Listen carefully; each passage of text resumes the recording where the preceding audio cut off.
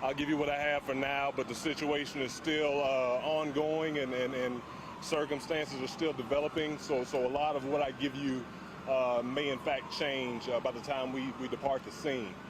What I can tell you, however, is just before 2 o'clock, we were dispatched to a structural collapse after a crane came down on the five-story residence behind us, five-story residential building behind us.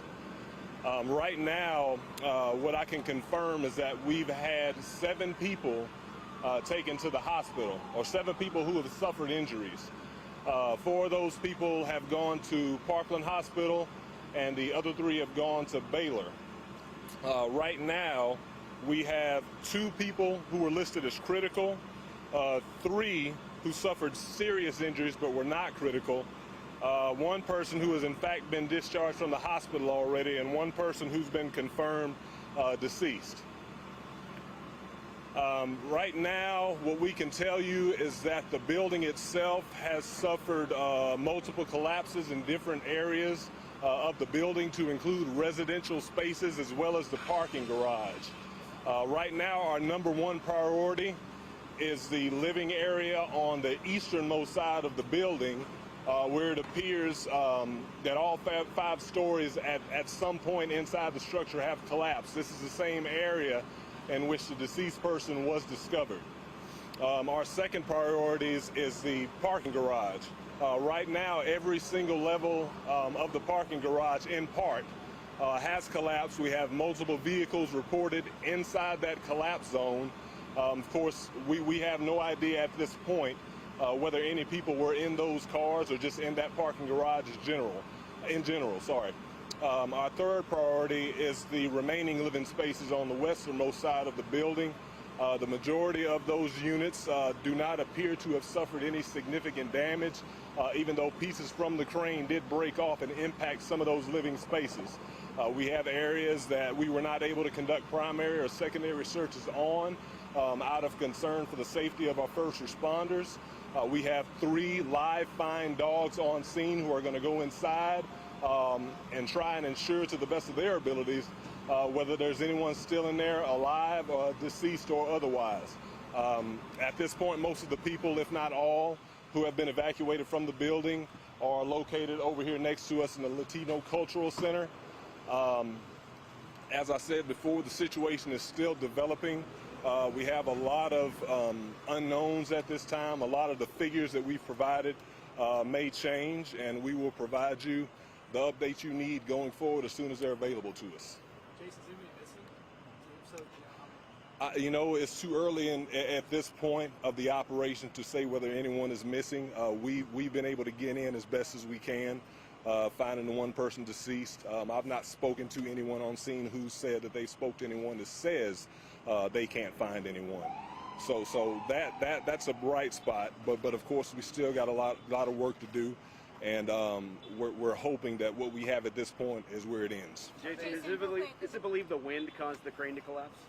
We can't confirm the exact cause of the collapse, but everyone's aware of the fact that the storm did roll through. So it's strong. It would be a strong possibility that yes, the wind did play some role in the collapse of the crane itself. The crane was located in the area of a building next door that was under construction. I'm not exactly sure how tall the crane itself was, but from what you can tell behind us, what appears to have only collapsed just across the street, in fact, goes a lot further into the building that it collapsed on. So you have it collapsing onto a parking garage, and if you walk inside of that property, there's an open area. And there's actually pieces of the crane that have made it over the top of that open area onto residential structures on the opposite side of it. So the height itself is pretty significant to the best of our limited knowledge at this point. We only hope that what we found up to this point is where the damage and where the impact stops. Are they actively searching, or is there some shoring up of this thing that's going to happen first before they can actively go through every piece of this? There's going to be a combination of a number of different methods used in searching the property. On the inside of that open space, there is a wall that has suffered significant damage, and at this point, no one is confident that sending anyone inside of that structure is gonna help it maintain its stability. So that's one of the places that we're looking at, and that's actually where the primary point of concern is. Jason, can you please tell us, sorry to ask, the person who passed away, was that person found in the building, in the garage, or did the person die on the scene or at the hospital? I'm not 100% sure exactly the details associated with where the person was pronounced, but in that primary area of concern that we identified, that's where that person was found. One more question for Jason. No, do not know the crane company. Jason, just for context, historical, like, as far as the scale of this type of response, is this something that you remember DFR having to encounter, and what are the difficulties in what y'all are trying to do right now? No, that's a very good question. This is a really challenging situation in the sense that I cannot personally recall that we've had a crane collapse that didn't involve an already inhabited building. Most of the crane collapses we deal with, the crane itself collapses almost onto itself, or it collapses into a zone that itself is mostly vacant and under construction. I don't recall ever responding to one where it's actually fallen onto an occupied building, much less an occupied 5-story residential high-rise building. Was there construction work being done today over here in the... Oh, not 100% sure. Obviously, the building itself is under construction. Not sure if it was actually construction going on at the time. Good. Thanks everyone. I mean, I can't imagine for you guys. You know, we certainly don't want to take away from the impact that it has on the people who live here, because we know exactly what that feels like. This is difficult on first responders as well. But the most important part of our job at this juncture is to maintain our composure, our professionalism, and despite the personal connection you may feel with something like this, make sure you stay on task. And but our hearts at this point go out to everyone who's been impacted by this incident, and we only hope that the damage has been inflicted thus far is where it stops. The worst area right now is a residential part on the east side of the building. Yes, ma'am. Did you say you brought in search dogs? Yes. Yes, we have some live fine dogs who are on location trying to help go inside some of the zones that we're not sending first responders into. So that's like the parking garage and then... The parking garage, yeah, the easternmost part and the parking garage. The westernmost side, I think we're sending some live fine dogs into, but we're also able to still send first responders into as well. So as far as residents, you're telling them to come over to the cultural center? Right now, this is where we're sending all residents. I mean, unless it's the case that they have someone, family or friends that are here for them and can take them elsewhere.